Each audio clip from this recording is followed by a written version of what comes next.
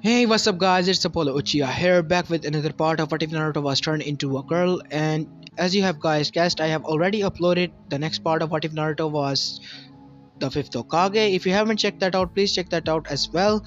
And please leave a like and subscribe to my channel if you haven't. And without further ado, let's continue our story.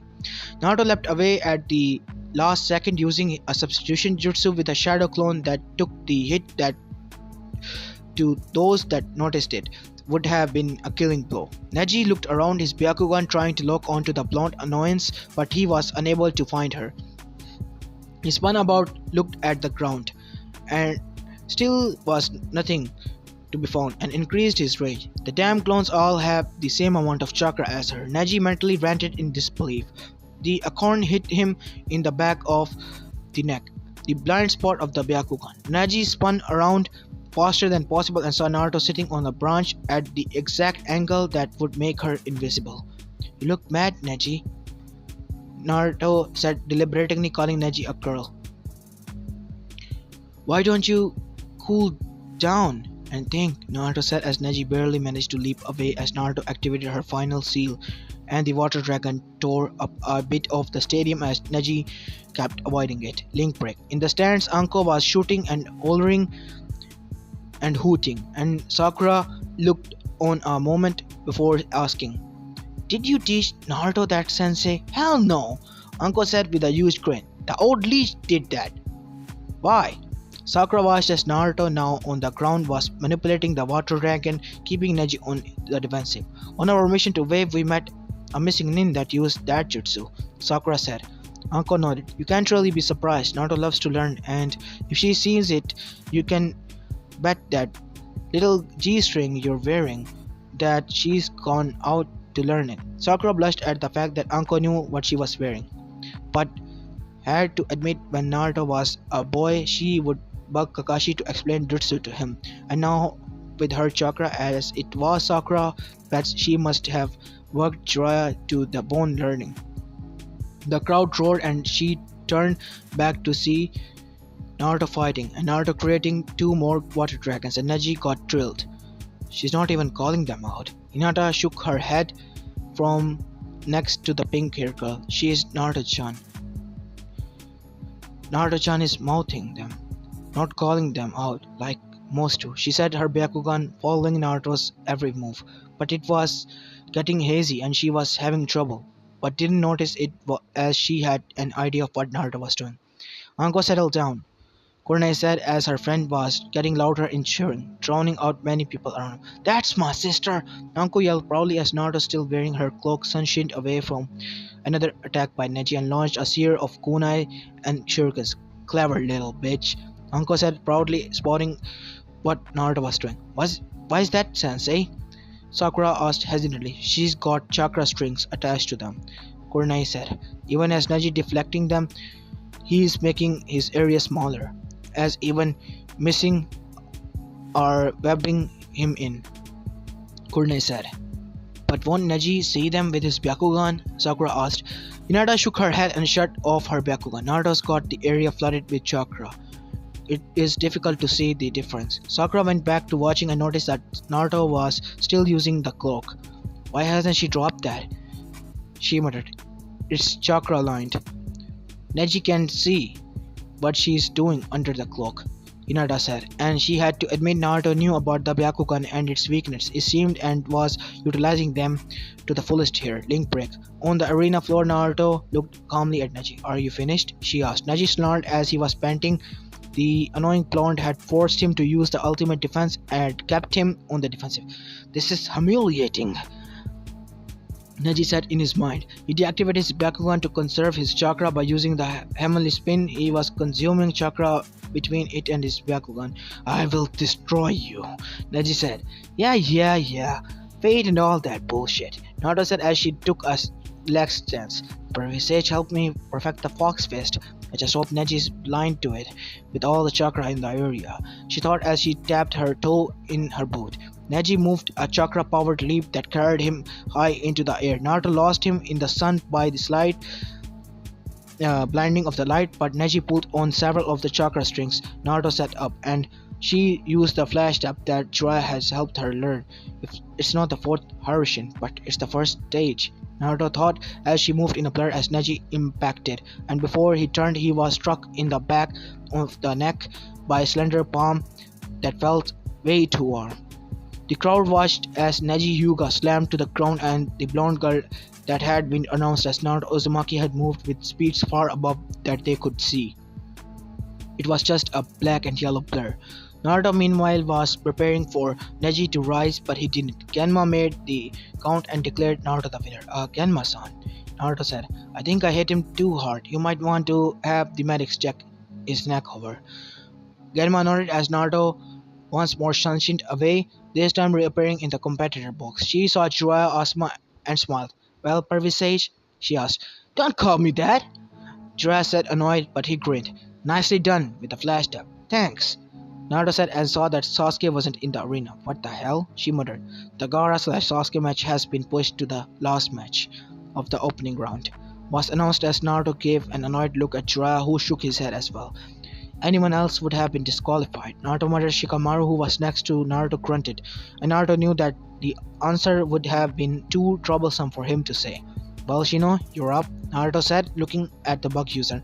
Shino just nodded and went to the stairs. He got to the arena and waited. Kankuro called down. I give up. Naruto saw that the fan user scowled at the redhead with the ground, saying something that had the boy with the makeup and cat pajamas shiver. The girl with the fan Tamari floated down on her fan. Now Naruto saw Shikamaru was about to forfeit and she moved him over the rail to the arena below. Shino gave her a look while behind her Asuma and Kurenai stood with widened eyes. Jiraiya chuckled even as they heard the troublesome blonde from below. Naruto for her part snickered as the other female's blonde took offensive and the match began. Asuma sensei, Naruto said and got the man to look at her. You really need to motivate that sloth. Kurenai, who had come down to check on Shino, giggled as she left. Same old Naruto, she thought as she went back and smiled as she saw Kiba and Danko watching Hinata for her.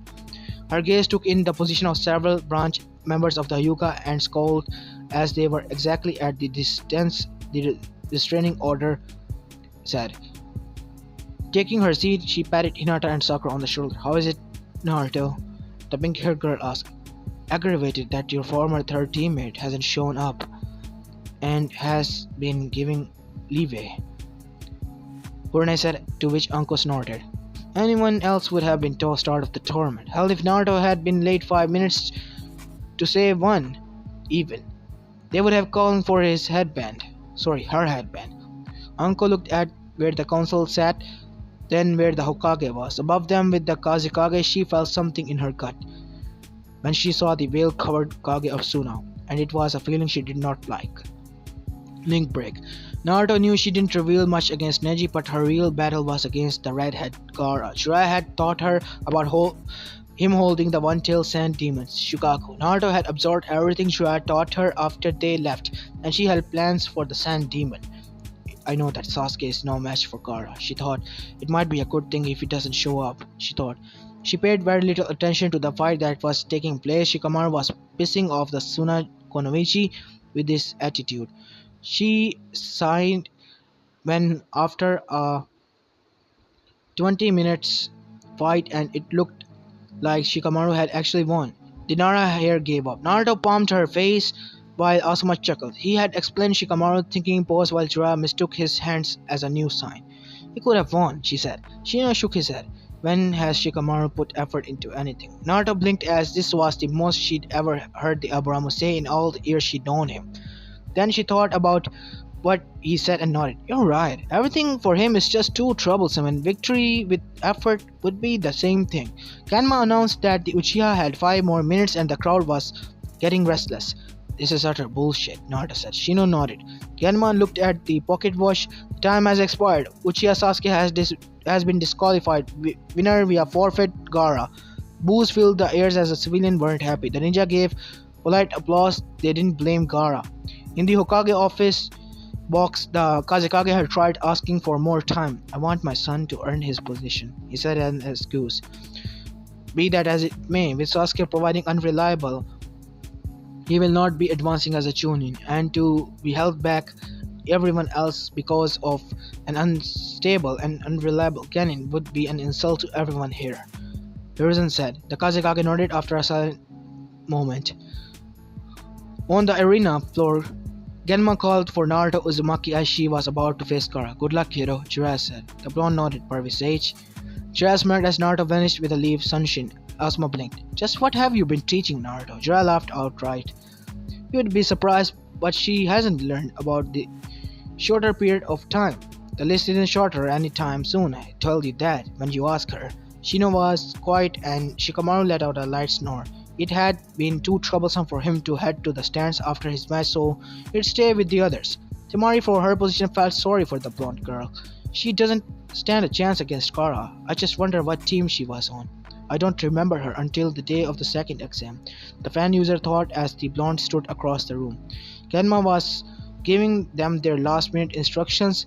There was tension in the air and it wasn't from the competitors on the floor. We are to begin this semi-final round between Gaara Sabuko of Suna and Naruto Uzumaki of Konoha.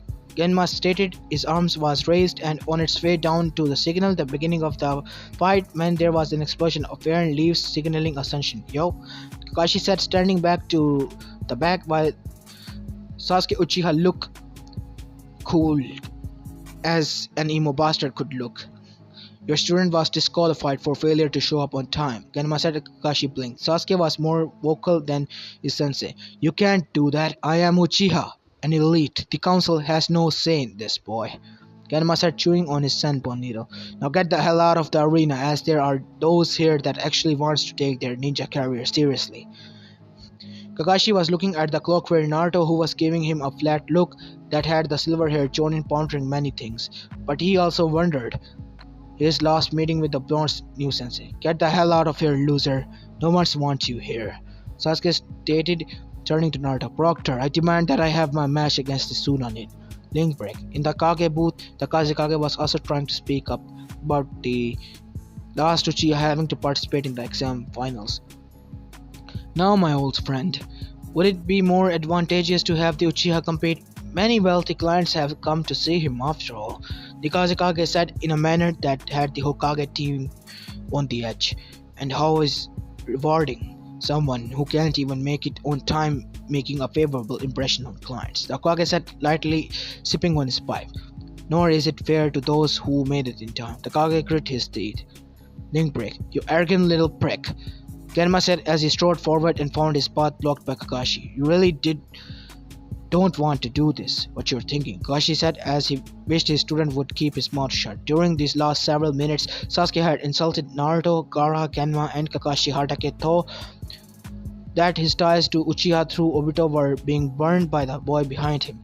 Kakashi, if you don't control your student, you not only will never see Chunin, but his mouth will write checks his body can't cash. Kakashi swallowed as he knew Genma was usually laid back, and for his to be mad showed how much his student had angered him with his words and actions. Sasuke, he said. The dark-haired Avenger was sneering at Naruto, believing that he was going to get his way as he always had. Let's go. It took a moment for the words to register. What? Sasuke was heard across the arena to all the people watching. For leaving. Kakashi said. He turned to look away. Good luck, Naruto, he said, pausing to look over his shoulder. Naruto was about to respond when Sasuke attacked her. Left and right blows, but the cloak-wearing blonde dodged them all and lashed out with a sidekick that sent Sasuke skidding back several feet. Unfortunately, those feet brought him right in front of Genma.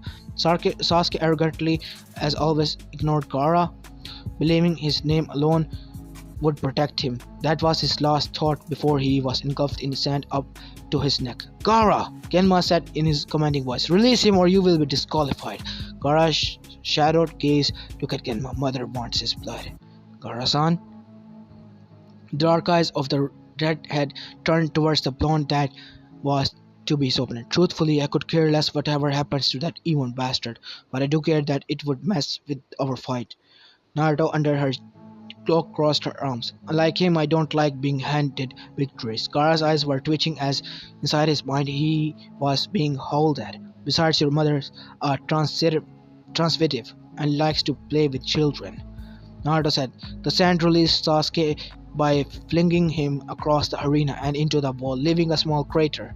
Genma and Kakashi barely moved as tendrils of sand were rushing at Naruto, who stood calmly as a small smile was on her face. Ganma knew he had two choices. He could disqualify the Red Hat and award Naruto the match, which he had the sinking feeling would draw the blonde's attention to him and would more than likely have Anko after him, or he could start the match. Naruto Uzumaki versus Gaara of the desert. Fight! He yelled and leapt away. Kakashi blinked and was steamrolled by a wave of sand. Link break. Naruto actually laughed as he leapt away. The sand tentacles turned into spears and slammed into the spot she'd been moments ago. Jiraiya-san was right. Pissing off people throw them off their game, she thought as she landed against the walls and used it as a springboard and leapt high into the air, her cloak billowing all the ground around her. How do you like this? Naruto handed her a blur as she finished the jutsu. Area jutsu. Monsoon. The arena was being drenched as a localized monsoon hit the arena floor. Naruto nearly laughed as she used her cloak, which was chakra loaded, to stay dry as she watched Gaara looking like drowned rat. She noticed the sand slipping from his body, taking away his sand armor. The ground on his back was dissolving rapidly under the tropical drenching. Naruto sent a mental thanks to her mentor as she landed with a splash. What have you done? Gaara asked, looking around. Made your precious sand useless, Naruto said. Let's see how tough you are without it. She rushed forward, each step splashing as she closed in. Her blue eyes seeing Gaara's widen in fear as he tried to summon his sand to aid him, but the torrential rain made it impossible. Naruto's slender hand connected and Gaara went skipping across the now ankle-deep in water arena floor.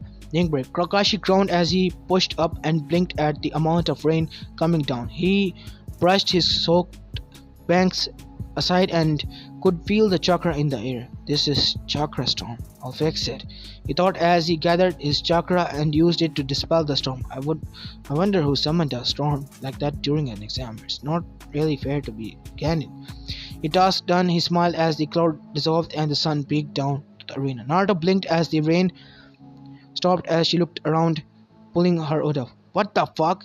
She saw a drenched Kakashi standing up and scowled, putting the numbers together quickly. That bastard! Refocusing on the task at hand, she went after Gaara, knowing that if he got a chance to recover, it would be a very hard battle. Already the water was evaporating without the storm they sustained. Naruto came in and used the bicycle flying kick to batter Gaara into the wall, cracking it. Fight back! Naruto growled. After a few more hits, Gaara slumped and Naruto realized he didn't know how to fight. He always had his sand, she thought. She looked at Genma, who was soaked, then to see the man glaring at Kakashi.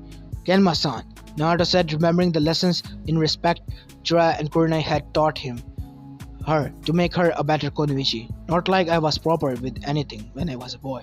The proctor approached. She's done, she said, gesturing Gaara, who was curled into a ball. It was a posture Naruto recalled from her youth and the beatings at the hands of the villager. Gaara?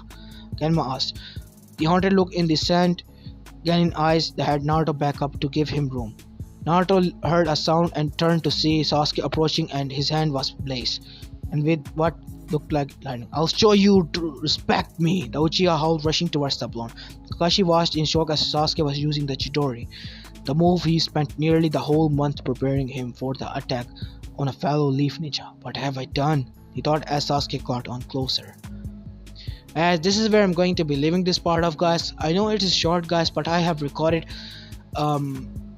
I have to record 2 more videos today, and those 2 will be uploaded tomorrow because I'm leaving out of city tomorrow. So yeah, you will get 2 videos of the same series tomorrow as well. That is why one is long and one is short. I hope you can deal with that. This is Apollo Chiha and I'm signing out. Peace.